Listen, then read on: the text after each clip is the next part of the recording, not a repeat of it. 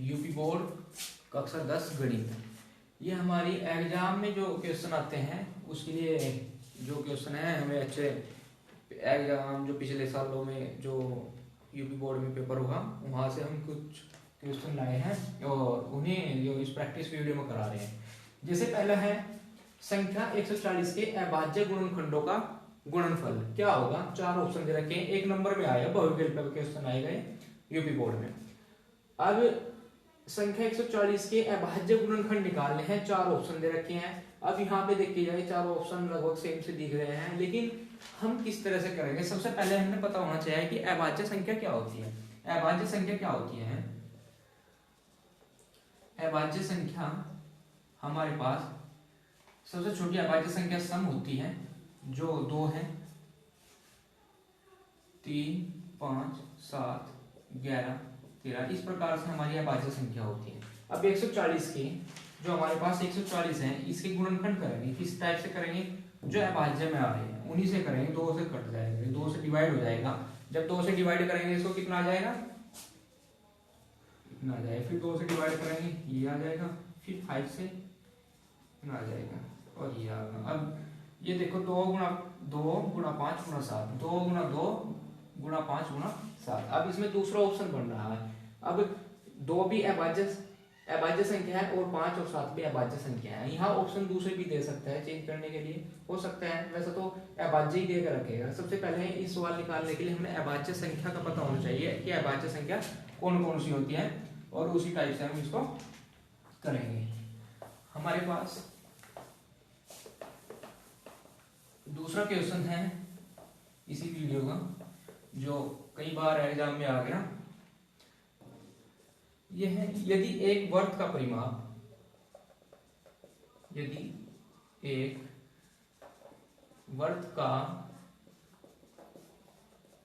परिमाप और क्षेत्रफल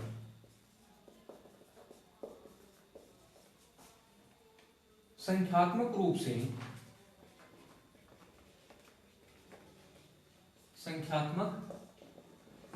से बराबर हैं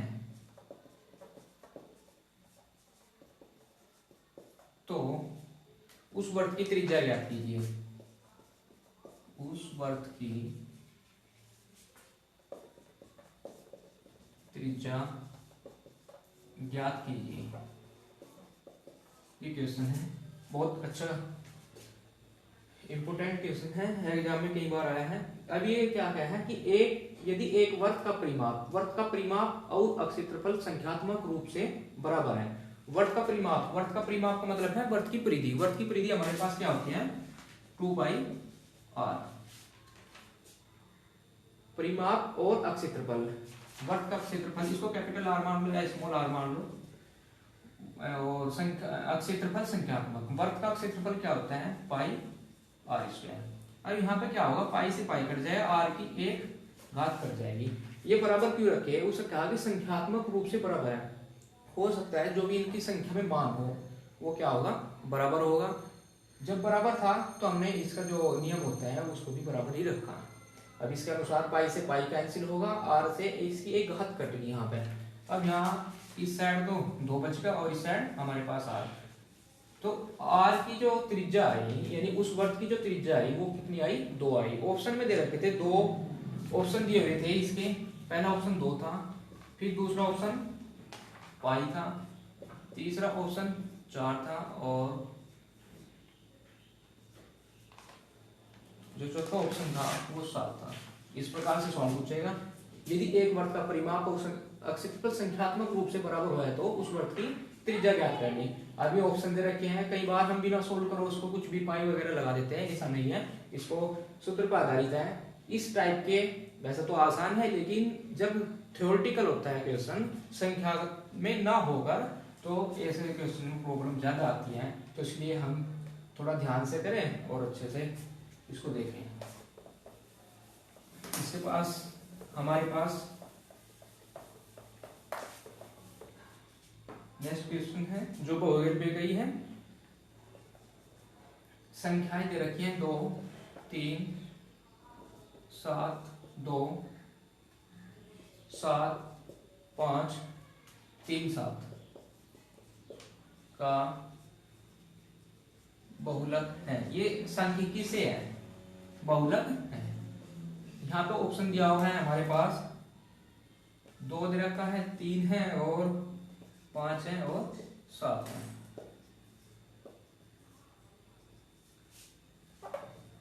ये 4 ऑप्शन दे रखे हैं।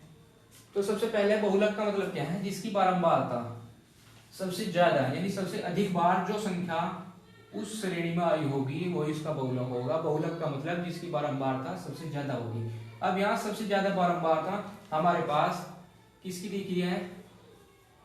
7 की दिख रही है। तो ऑप्शन 4 होगा इसमें आंसर हमारा, क्योंकि 2 ही बार है और 3 2 बार है, फिर 5 है। केवल 7 की ही जो हमारे पास बारंबारता है वो 3 बार है, यही ज्यादा है। इस सर नेक्स्ट क्वेश्चन है, इंपोर्टेंट क्वेश्चन कराए जाते हैं, केवल जो पेपर में आए हुए हैं या पेपर में आने की संभावनाएं पूरी है। बिंदुओं, ये जो क्वेश्चन है केवल इंपोर्टेंट सिलेक्टेड क्वेश्चन करा रहे हैं हम वीडियो में, फालतू की कोई चीज नहीं है। बिंदुओं 2 3 व 4 1 के बीच की दूरी ज्ञात कीजिए। जब आप ये वीडियो देख रहे हो तो उसको रोक के हल करके अपना आंसर मेरे आंसर से मिलाएं, क्योंकि जब भी उसमें प्रैक्टिस होगी, जैसे आपकी वीडियो चली हुई है, उसको क्वेश्चन को लिखने के बाद उसको वीडियो को रोक दें और उसके बाद इस क्वेश्चन को अपनी कॉपी पर करें और फिर यहाँ से अपना आंसर मिला लें। अब बिंदु 2 3 व 4 1 के बीच की दूरी, ये निर्देशांक ज्यामिति से है, बहुत इंपॉर्टेंट है। 2 बिंदुओं के बीच की दूरी हर साल यहाँ से क्वेश्चन निकलता है और 1 या 2 नंबर में निकल जाता है। वैसे यहाँ पे जो है 1 नंबर में है, शायद 2 नंबर में भी हो सकता है। अब यहाँ पे देखो, इसको बिंदु दे रखे हैं हमारे पास 2 3 और 4 1, इसको x1 मान लेंगे, इसको y1। वैसे हमने ये जब सांख्यिकी करा रहे थे तो उस वीडियो में हमने अच्छे से पढ़ा दिया था, इसको इसके नियम वगैरह से भी करा दी थी। 2 बिंदुओं के बीच की दूरी निकालने के लिए क्या होता है हमारे पास? x2 माइनस के x1 का स्क्वायर प्लस y2 माइनस के y1 का स्क्वायर। अब x2 हमारे पास है 4, x1 कितना है हमारे पास? 2 का स्क्वायर प्लस y2 हमारे पास 1 है, माइनस के y1 3 का स्क्वायर। ये 4 में से 2 गए, 2 बचा, 2 का वर्ग कितना हो जाएगा? 4। 1 में से -3 यानी माइनस के 2 बचे, -2 का स्क्वायर करेंगे। जब कोई संख्या माइनस में है, निगेटिव है, तो उसका स्क्वायर करेंगे तो वो प्लस हो जाती है। तो -2 का वर्ग कितना हो जाएगा? 4। तो हमारे पास कितना आया? 4 4 8 आ जाए, या 2√2 कैसे लिखते हैं? अब 8 है हमारे पास, 8 को क्या लिख सकते हैं? 2 गुणा 2 गुणा 2। अब इसमें से 2 बाहर आ जाएगा, यानी जोड़ा बाहर निकलता है, लेकिन उसमें से एक ही बाहर आएगा 2, क्योंकि वर्गमूल का एक नियम है निकालने का। अभी 2 बिंदुओं के बीच की दूरी निकालनी थी, बहुत अच्छा क्वेश्चन है, इसको हम कर लेंगे। इससे आगे है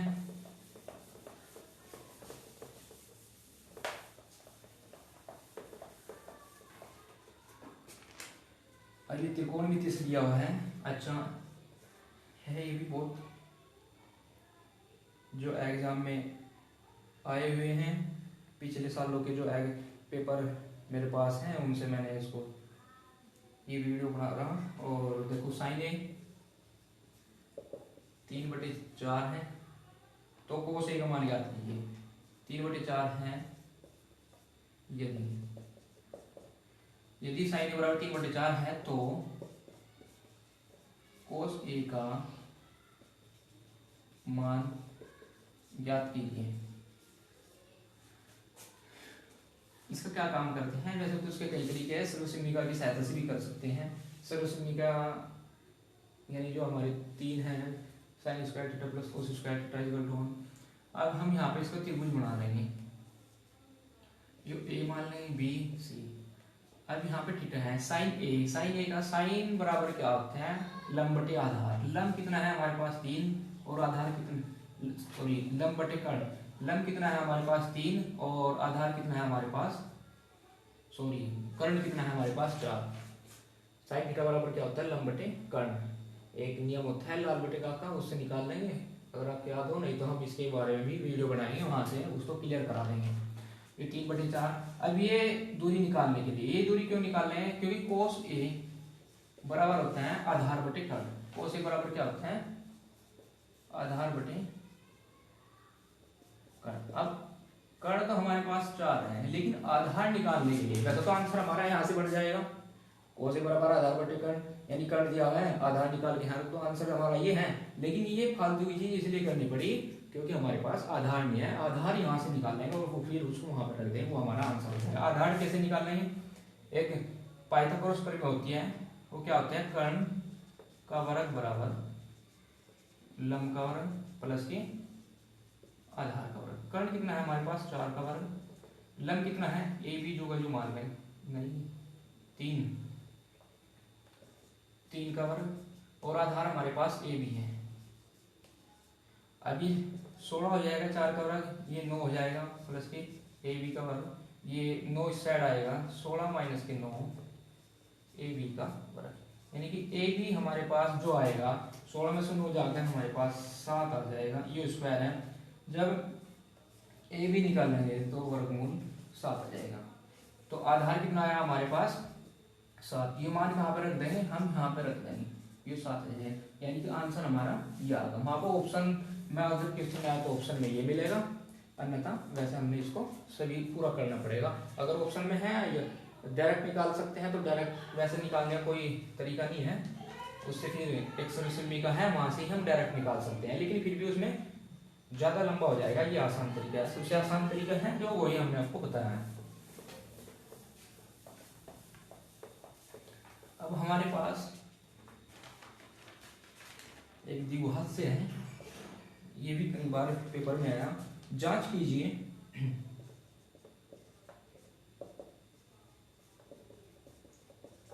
जांच कीजिए x प्लस 1 का स्क्वायर बराबर 2।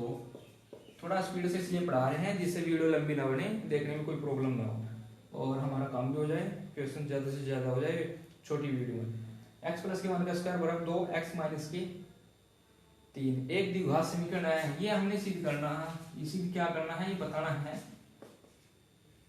द्विघात समीकरण है या नहीं, ये बताना है। क्या काम करेंगे, a plus B, x plus के 1 का स्क्वायर यानी कि a प्लस के b का होल स्क्वायर क्या होता है हमारे पास, a स्क्वायर प्लस के b स्क्वायर प्लस के 2ab। ये नियम यहाँ पे लगाते हैं इसमें। अब x a के स्थान पे x है, b के स्थान पे 1 है। अब क्या काम करेंगे, x स्क्वायर प्लस के 1 का स्क्वायर 1 प्लस के 2ab, a का मान x और b का 1 रख देंगे, इसके अंदर गुना कर देंगे 2x माइनस के 6, 2x से 2x कट का। अब हमारे पास x स्क्वायर प्लस के 1 बराबर माइनस के 6, माइनस 6 इस साइड आएगा, x स्क्वायर प्लस के 1 प्लस के 6 बराबर 0, x स्क्वायर प्लस के 7 बराबर 0। ये हमारे पास लास्ट में बचा। अब वो पूछा द्विघात, द्विघात का मतलब क्या होता है, जिस समय जिसकी घात सबसे बड़ी 2 हो, यानी द्विघात मतलब 2 घात वाला, जिसकी घात 2 होगी वो द्विघात होगा और उसके मूल यानी उसका आंसर भी 2 ही होंगे। जिसकी जितनी घात होगी समीकरण की उसके उतने ही आंसर होंगे। और ये हमारे पास द्विघात में बचा, तो इसका मतलब क्या है, अतः द्विघात समीकरण है, अतः यहाँ पे लास्ट में लिख देंगे अतः द्विघात समीकरण है। इसके बाद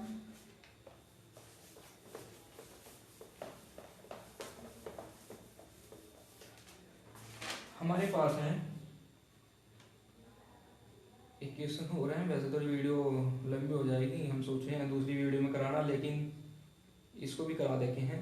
2 वर्तों की त्रिज्या क्रम से 19, 2 वर्त हैं, ध्यान से पढ़े, 2 वर्त हैं, एक वर्त ये है एक ही है। 2 वर्तों की त्रिज्या क्रम से 19 सेंटीमीटर और 9 सेंटीमीटर है। मान लो इसकी तो 9 सेंटीमीटर है और इसकी जो है 19 सेंटीमीटर, ये क्या होगी, यहां से यहां तक की त्रिज्या होगी। उसके बाद उस वर्त की त्रिज्या ज्ञात कीजिए जिसकी परिधि इन दोनों वर्तों की परिधियों के योग के बराबर हो। अब कोई दूसरा वर्त है, उस वर्त की त्रिज्या ज्ञात करनी है। जो वर्त है हमारे पास कोई भी मान सकते हैं, उसकी जो परिधि होगी, जो तीसरा वर्त होगा जिसकी हमने त्रिज्या ज्ञात करनी है, उसकी जो परिधि है वो मान लेंगे 2 पाई कैपिटल आर। अब ये आर उसकी त्रिज्या है जो इनसे वर्त बनेगा। वर्त कैसे बनेगा? उसने बोला कि दो वर्तों की त्रिज्या क्रमशः 19 और 9 सेंटीमीटर है, उस वर्त की त्रिज्या ज्ञात कीजिए जिसकी परिधि इन दोनों वर्तों की परिधियों के योग के बराबर है। इन दोनों की परिधि निकालने के बाद उन्हें जोड़ देंगे, यानी 2 पाई r1 प्लस 2 पाई r2। अब r1 ये मान लो और r2 ये मान लो। 2 पाई यहाँ से कॉमन ले लेंगे। r1 का मान कितना है हमारे पास 9 और r2 का मान कितना है हमारे पास 19।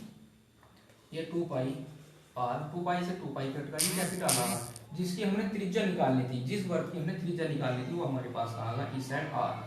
ये 19 और 9 हमारे पास होता है 28 सेंटीमीटर, यानी उस वर्ग की त्रिज्या कितनी आई 28 सेंटीमीटर हमारे पास आ गई। बहुत अच्छा क्वेश्चन है और शायद इस तरह के क्वेश्चन सबसे ज्यादा एग्जाम में देखने को मिलते हैं।